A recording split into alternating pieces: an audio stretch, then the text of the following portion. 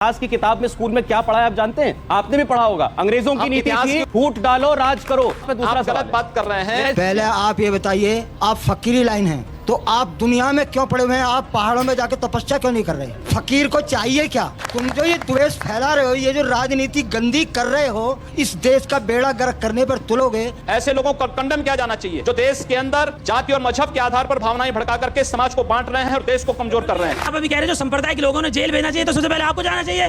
Party से जुड़ी, संघ से जुड़ी कुछ ऐसे संगठन हैं जो लगातार इस प्रकार के एजेंडे को आगे बढ़ा रहे हैं जिससे विद्वेष फैल रहा है समाज में। घर वापसी क्या है? जिन लोगों को धर्मांतरण कराया गया था, अगर वो स्वेच्छा से घर वापस आना चाहते हैं, अगर स्वेच्छा से आना चाहते हैं, कोई दबाव नहीं। आप कह रहे हैं कि धर्मांतरण बगैर किसी दबाव के, बगैर किसी लोभ लालच के होना चाहिए, और आप जो घर वापसी करते हैं उसमें ये नहीं होता।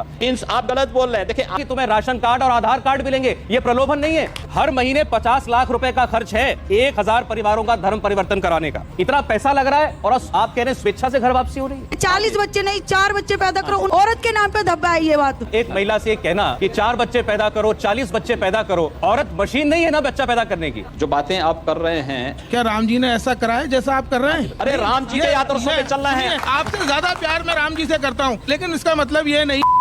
दोस्तों, यूपी के मुखिया योगी आदित्यनाथ जब भी किसी लाइव डिबेट में आते हैं तो मुंह के बल गिरते हैं, क्योंकि वो यूपी में ऐसे राजनीति करते हैं कि वो हिंदू मुस्लिम करा दें। उनकी कोई भी भाषण तुम उठा के देख लो, मंदिरों में गैर हिंदू को प्रवेश नहीं करने देंगे, तो मस्जिदों को हम तोड़ देंगे। तो महिलाएं जो 40 बच्चा पैदा करती हैं वो अच्छी हैं यार। महिलाओं को ये मशीन समझते हैं कि 40 बच्चा पैदा करें। जो बच्चा 40 पैदा करती हैं उनका यहाँ गुजरा नहीं होगा। वो सीधे सीधे किसको बोल रहे हैं तुम समझ सकते हो कि ऐसा सिर्फ मुस्लिम खानदान में होता है कि वो 40 बच्चे 50 बच्चे भी पैदा कर सकते हैं। यार ये इनके भाषण ना तीखे होते हैं, और जब तीखे भाषण देने वाले खुद तीखे सवाल का सामना करेंगे तो कैसे तिलमिला उठेंगे तुम इस वीडियो में देखोगे। तो वीडियो अंत तक देखो कि योगी जी आखिर अपने पावर का कैसे इस्तेमाल कर रहे हैं यूपी में। Let's watch. चलो भाई, योगी जी मोदी जी तो बात कर रहे हैं मेक इन इंडिया की, डिजिटल इंडिया की, वो बात कर रहे हैं भारत को सुपर पावर बनाने की, गरीबी हटाने की, लेकिन उनके किए कराए पर पानी फेरने के लिए बहुत से लोग हैं, और माफी चाहता हूं उसमें नाम आपका भी लिया जाता है। मैं एक बात नहीं समझ पाता हूं कि भारत की राजनीति में राष्ट्रवाद की बात करना विकास के एजेंडे में कहां से बाधक है। क्या मेरे पास वो कुछ बयान है, मैं वो सुनाना चाहता हूं और फिर आपसे पूछूंगा कि इसमें राष्ट्रीयता कहां है। जैसे आप राष्ट्रवाद कह रहे हैं, ये कौन से राष्ट्रवाद का प्रतीक है? जरा वो बयान देखने एक बार। जो हरिद्वार की पहचान है, इसकी पवित्रता को बनाए रखने का दायित्व हम सबका है, और यहाँ पर गैर हिंदुओं का प्रवेश पूरी तरह बंद होना चाहिए। इस बात को ध्यान अवश्य किया जाना चाहिए, सुरक्षा की दृष्टि से भी, पवित्रता की दृष्टि से भी। ये एक पहला उदाहरण है, आप ही का बयान था, इसके बाद और है। चलिए पहले इसी की बात कर लेते हैं। कोई हिंदू श्रद्धालु पूरी दुनिया के अंदर का आता है, वहां पर वह जूता चप्पल पहन करके नहीं जाता है, वहां की पवित्रता का ख्याल रखता है। लेकिन कोई विधर्मी आकर के वहां अंडा बेचने का कार्य करेगा, अंडा लेकर के जाएगा, चमड़े के जूते लेके जाएगा। इस प्रकार की बचकाना बातें किसी के गले नहीं उतरती, लोग मजाक उड़ाते हैं। आस्थाएं आहत होंगी। अगर इस देश के अंदर अन्य आस्थाओं का सम्मान है तो हिंदू आस्था का भी सम्मान होना चाहिए। इतिहास की किताब में स्कूल में क्या पढ़ा है आप जानते हैं? आपने भी पढ़ा होगा। अंग्रेजों की नीति थी, फूट डालो राज करो, फूट डालो राज करो। और आप राजनीति का हवाला दे रहे हैं नीति पर नहीं। मेरे दूसरा सवाल है, चलिए इस पे आप गलत बात कर रहे हैं। इसमें दूसरा सवाल फूट डालो राजनीति की नहीं, ये हिंदू आस्था का सम्मान है। मैं उसी पर आ रहा हूँ योगी जी, मैं उसी पर आ रहा हूँ। योगी जी, जब आप जैसा नेता जो कि पार्लियामेंट में नुमाइंदगी करता है, जब वो ऐसी बात कहता है तो लोगों को लगता है कि ये समाज में विद्वेष फैलाने वाला बयान है। 4 बीवी 40 बच्चे, मैं कहता हूं 4 बीवी 40 बच्चे हिंदुस्तान में नहीं चलेंगे, नहीं चलेंगे, नहीं चलेंगे। बड़ा साफ है कि वो किसके लिए कहना चाह रहे थे। जब नाम किसी का नहीं लिया है तो आप इस बात को किसी के साथ जोड़ के क्यों देख रहे हैं? दूसरी बात ये कि देश के विकास के लिए इस देश के अंदर एक समान जनसंख्या नियंत्रण का कानून देश के प्रत्येक व्यक्ति पर लागू होना चाहिए। हमारा अगर विकास का एजेंडा है तो देश के विकास के लिए होना चाहिए, समाज के विकास के लिए होना चाहिए, न कि परिवार की जनसंख्या बढ़ाने में हमारे अपने विकास के एजेंडे को लागू करना चाहिए। अपनी ताकत हम देश के विकास में लगाएं, न कि परिवार में संख्या बढ़ाने में लगाएं। जो कहते हैं कि हिंदुओं को भी 40 बच्चे, 4 बच्चे पैदा करने चाहिए। हम लोगों ने अपने भाषण में सारी बातें कही हैं और बराबर कहते हैं। जनता को आप मूर्ख समझना बंद कर दीजिए। पहले आप ये बताइए, आप फकीरी लाइन हैं तो आप दुनिया में क्यों पड़े हुए हैं? आप पहाड़ों में जाके तपस्या क्यों नहीं कर रहे? फकीर को चाहिए क्या? कौमी पक्ष चाहिए। फकीर को चाहिए कि बुलंदी पर पहुंचना और अपने खुदा से मिलना, उससे ताल्लुकात जोड़ना है।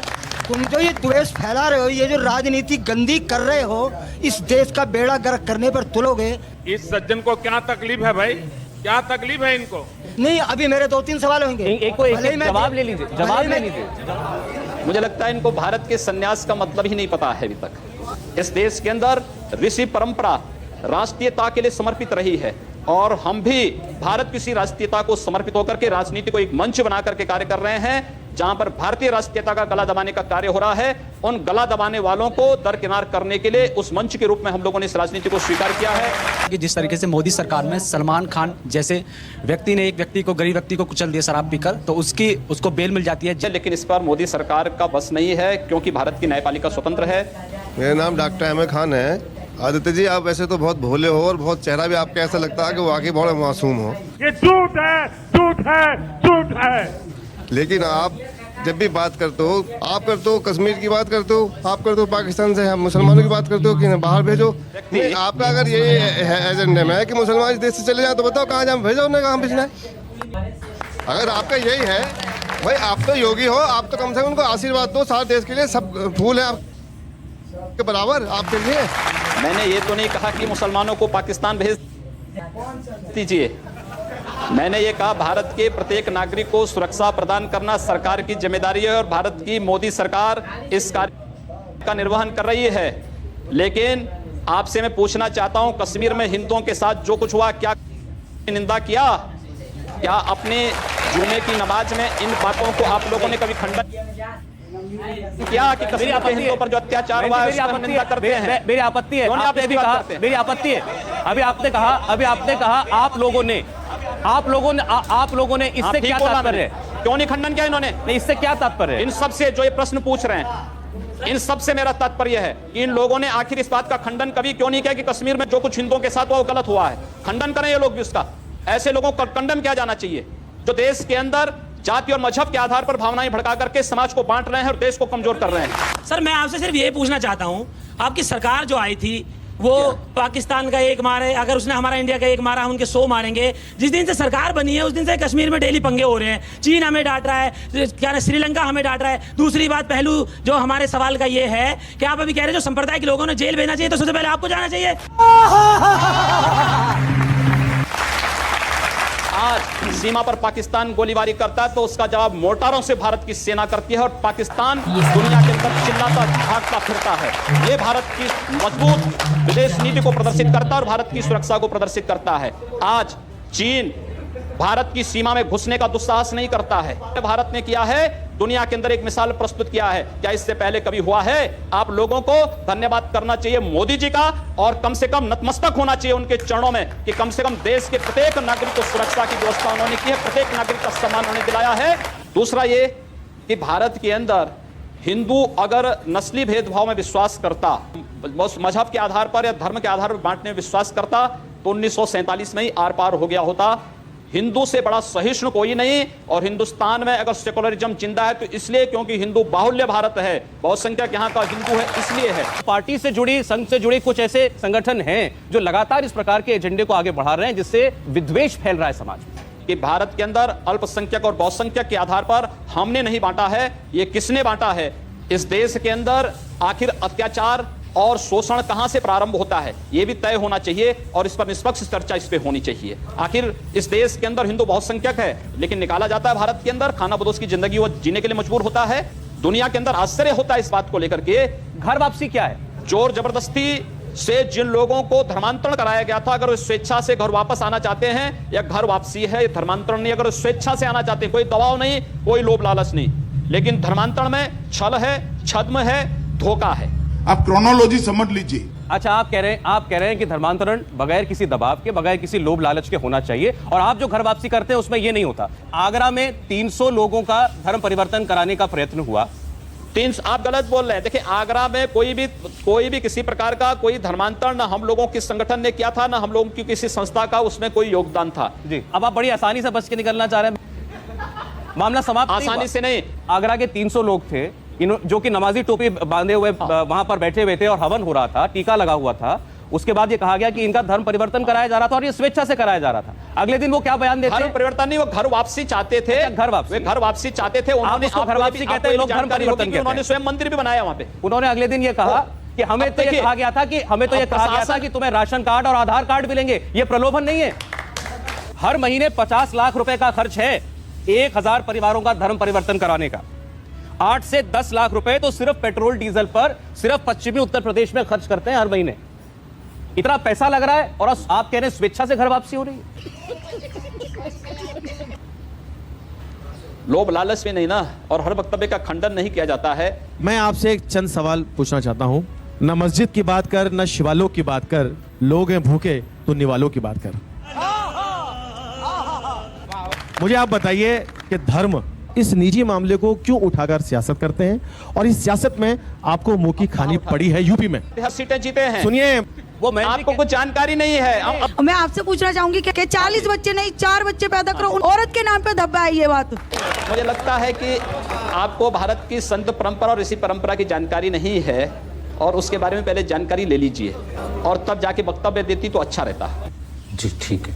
वो ये कह रही हैं कि एक महिला से कहना कि 4 बच्चे पैदा करो, 40 बच्चे पैदा करो, औरत मशीन नहीं है ना बच्चा पैदा करने की। कि अल्पसंख्यकों में असुरक्षा है, चिंता है, और ये सब कुछ हुआ है घर वापसी, लव जिहाद, चर्च पर हमले, इन जैसे मुद्दों की वजह से। जो बातें आप कर रहे हैं, आगरा में एक चर्च पर हमला हुआ तो पता लगा कि एक ईसाई महिला का कोई प्रेमी था, उसने हमला किया था।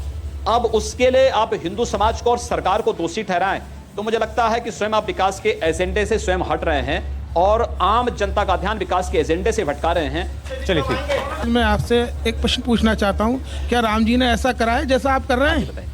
अरे राम जी के आदर्शों पे चल रहे हैं, आपको भी राम जी से आदर्श उनके आदर्श मुझे राम जी से आपसे ज्यादा प्यार मैं राम जी से करता हूं, लेकिन इसका मतलब ये नहीं है मुसलमानों ने यहाँ 700 साल हुकूमत की है। अगर धर्म परिवर्तन का ये जो आप कह रहे हैं तो ये सारे यहाँ मुसलमानों के, कोई हिंदू नहीं होता। मुसलमानों ने हमेशा ही प्यार और मोहब्बत से काम लिया है और हम भी उसी में से हैं, हम भी हिंदुओं में से हैं। आपको अपना डीएनए जांच कराना चाहिए, किसी हिंदू का डीएनए निकलेगा। इतना छोटा पहले कभी नहीं हुआ होगा। यूपी के मुखिया इस डिबेट को देख के लग रहा था कि यही सवाल होना चाहिए हमेशा योगी जी से, मोदी जी से, बीजेपी के हर नेता से।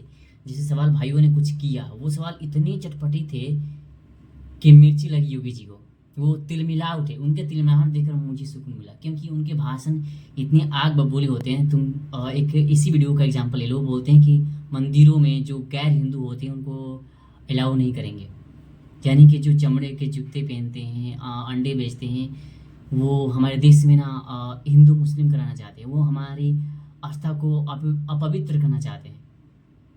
लेकिन वो लोग कौन होते हैं, ये मेरा सवाल है। क्या वो मुस्लिम होते हैं? इनको हमेशा यही क्यों लगता है कि वो मुस्लिम ही ख़ानदान है जो 40 बच्चे पैदा करते हैं? हिंदू भी तो कर सकते हैं। और इनके कहने के मुताबिक जो औरतें हैं वो बच्चा पैदा करने वाली मशीन होती हैं, उनको 40-50 बच्चे पैदा करने चाहिए। और जो हमारे देश के मुस्लिम हैं उनको हमारे देश में नहीं रहना चाहिए, वो किसी और देश के निवासी हैं और हमारे देश में यूं ही रह रहे हैं, गैर तरीके से रह रहे हैं। यार इनके भाषण इतने तीखे होते हैं कि अगर टीनेजर देख लेना तो उनको वो किस रुख तरफ मुड़ेंगे बताने की जरूरत नहीं है। तुमको लगता है तुम मुझे बता सकते हो कि इस डिबेट में ही देख लो कितने लोगों का सवाल था कि आप ऐसा राजनीति क्यों करते हैं, आप हिंदू मुस्लिम का डर फैलाकर राजनीति क्यों करते हैं। और तुम उनके भाषण को भी उठा देख लो, ऐसा लगता है कि यार अभी के अभी हिंदू मुस्लिम हो जाए। पर आने वाले समय में मुझे लगता है कि यूपी के जो जनता है वो कुछ सोचेगी, रिप्लेस करने के बारे में सोचेगी, क्योंकि अयोध्या वालों ने तो कर दिखाया है। इस बार मोदी जी को उनके मुंह के बल गिरा कर बताया कि मोदी जी आप ऐसे राजनीति करोगे तो हम तुमको सपोर्ट नहीं करेंगे। अब बारी है योगी आदित्यनाथ की, ये मुझे लगता है। और बहुत से लोगों को लगता है कि योगी जी जब से यूपी में आए हैं वो कुछ फंडा जो है वो ठीक हुआ है। जैसे बहुत से पत्रकार बोलते हैं कि यूपी में अब महिलाएं रात को भी घूम लेती हैं अकेले, पहले ऐसा नहीं होता था, बहुत सुधार भी है। लेकिन ये हिंदू मुस्लिम का वार जो है ना कभी भी कर सकते हैं। इनके भाषण इतने तीखे होते हैं, ये मुझे लगता है तुमको भी लगता है, तुमसे कमेंट जरूर बताना। Thanks for watching.